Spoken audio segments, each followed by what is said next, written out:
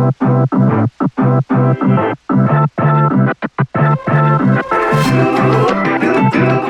is going on, Radiant Youth? But more importantly, good morning, Middle School Sunday. Good morning. My name is Aslan, and today we are kicking off a brand new series called Difference Makers. Now I want to talk to you for a second about group projects. Who in the room is an extrovert?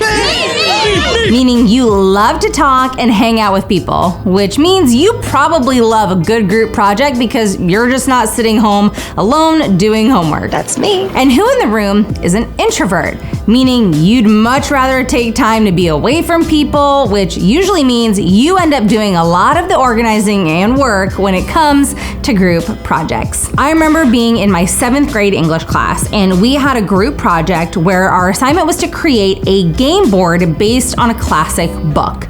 Now think Monopoly or Sorry with all of the pieces that were a part of the game. We had to create the board itself, the game pieces, the cards. It was a ton of work. And it was way more people than I would have liked and not a whole lot of organization. Now, there were people in this project who pulled their weight, and then other people's weight. Me and a friend were the ones writing the little movement cards, the rules, painting the characters, finishing up the work right before it was due. And then there were other people in the group who got to stand up in front of the class and explain the game. What if I told you that following Jesus is kind of like a group project, but instead of working together to get a good grade, this project is about working together to make the world a better place? The stakes of this project are so much higher than anything you could do for school, which is why figuring out how to work well together matters so much. Working with people can be so much fun, but it can also be really challenging. So, what do? Paul, one of the early leaders of the Christian church, had some instructions for a church that was trying to figure out the same exact thing. See, they were really struggling to work together. So let's take a look at what Paul tells them. Let's start in Colossians 3. Put on your new nature and be renewed as you learn to know your Creator and become like Him. In this new life, it doesn't matter if you are a Jew or a Gentile, circumcised or uncircumcised, barbaric, uncivilized, slave or free. Christ is all that matters, and He lives in all of us. Now, what Paul is saying here is pretty game-changing to the people. He's basically saying that in this new life with Jesus, the things that divide us don't divide us anymore. It's like the school that your rivals with and your school teamed up to accomplish the same goal after thousands of years of fighting.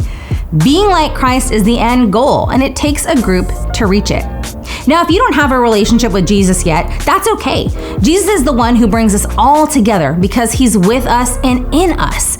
So maybe today is the day you stop trying to do the group project on your own and you join the team. Now, for those of us who are following Jesus, the question that we're asking is, how do we become people who work together to make a difference? And Paul actually answered this in verse 10. He said, put on your new nature and be renewed as you learn to know your Creator and become like Him. So in this series, we're going to look at 3 characteristics of God that we can put on to make a difference in our world. And those 3 things are righteousness, holiness, and justice. This week, we're going to focus on righteousness, but what is righteousness? Righteousness is right relationships with God and with others. How do we put on righteousness? Let's keep reading what Paul says in Colossians 3. Since God chose you to be the holy people He loves, you must clothe yourselves with tender-hearted mercy, kindness, humility, gentleness, and patience. Make allowance for each other's faults and forgive anyone who offends you. Remember, the Lord forgave you, so you must forgive others. So how do we become righteous? Step 1 is to trust that God chose you because He loves you. He chose you to be a part of this team, this family of difference makers, because He loves you. Not because you performed exceptionally, but just because He loves you so extravagantly. Did you ever learn about electrical currents in science class? I remember doing this one experiment with potatoes, pennies, and nails and wires. Now I learned that you can conduct electricity through a potato and it would turn on this little light bulb. But as soon as that current is cut off, you remove the wire, the light goes out. And what I need you to know is that this is what sin does. It interrupts our connection with God. And when we attach our lives to other things, our light goes out. But Jesus came to restore our connection with God. In the place where things were disrupted, He offered Himself as the new and permanent connection between us and God. So, how do we become righteous? Step 1, we trust that God chose us because he loves us. Then, what do? Well, moving on in verse 12, here's what Paul says next. Since God chose you to be the holy people he loves, you must clothe yourself with tender-hearted mercy, kindness, humility, gentleness, and patience. How do we become righteous? First, we trust that God chose us because he loves us. Then we put on the character of Jesus.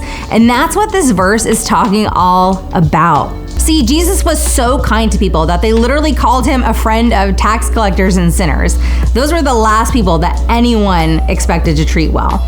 And his humility is so obvious in how he served others. Literally, the Son of God who could snap his fingers and end the world, no infinity stones required, was washing people's feet and healing their disease. He was so gentle that he found a woman who had just been caught in the act of sin and called her a daughter, forgave her, and invited her to a new life free of sin and shame. This is how Jesus made a difference in the world, and this is how he brought the order of heaven into the chaos and mess of this broken place.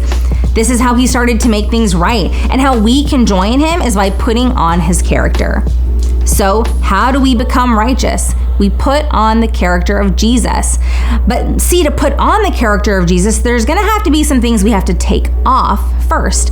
It's kind of like realizing that your old ballet shoes or cleats that you've been wearing since you were like 4 years old are worn out. The ribbons are tearing, the little spikes are breaking off, they're literally falling apart. Sure, maybe they're comfortable because you've broken them in so much over time. And even though new shoes might be a little stiff at first, they aren't ripped up and broken, and they'll actually allow you to be a better dancer or a more effective member of your team. So what does that look like in our lives? It looks like taking off our impatience and our desire to annoy our siblings and put on patience instead. It looks like taking off our pride and our ego, that thing that drives us to always have to one-up our friends, and put on humility, which allows us to care more about being interested than being interesting. But how can you actually start? If you don't know, you can start right here where Paul says in verse 13. Make allowances for each other's faults and forgive anyone who offends you. Remember, the Lord forgave you, so you must forgive others. If you want to make a difference in the world, choose to forgive when it would be easier to fight back, and plan ahead of time that you're going to offer grace when someone makes a mistake. I know, it is way easier said than done. So how do we actually do it? Well, for me, the moment I'm offended, I have to pause and pray, Jesus, help me. Because remembering Jesus is a game changer in these situations. That's why Paul says, hey, remember that the Lord forgave you. So I want you to pause for a second here and think about a time that you were forgiven. Not like you took a snack from someone's plate, but forgiven for something serious and big. What did that feel like?